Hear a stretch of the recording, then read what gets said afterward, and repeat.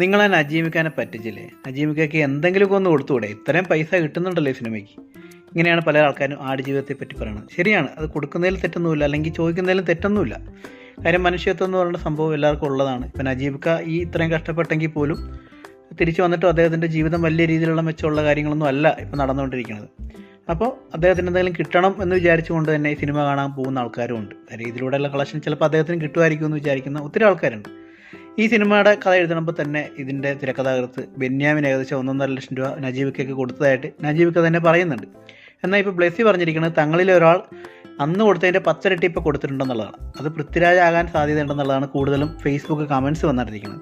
പൃഥ്വിരാജ് കഴിഞ്ഞ ദിവസം നജീബിക്കായിട്ട് ഇൻ്റർവ്യൂ നടത്തിയായിരുന്നു. എൻ്റെ പൊന്നു, ശരിക്കും നമ്മൾ പൃഥ്വിനെ ഇങ്ങനെ കണ്ടിട്ടില്ലായിരുന്നു. അത്ര ഇമോഷണലി ഡൗൺ ആയിട്ട് കരഞ്ഞു പോയൊരു ഇൻ്റർവ്യൂ ആണ്. പൃഥ്വിയുടെ സൗണ്ടൊക്കെ ഇടറുന്നുണ്ട്. പൃഥ്വിരാജ് തന്നെ കൊടുത്തിരിക്കാനാണ് സാധ്യത. കാര്യം അദ്ദേഹത്തിൻ്റെ കരിയറിലെ ഏറ്റവും വലിയൊരു നിർണായക സിനിമ പോലുമാണ്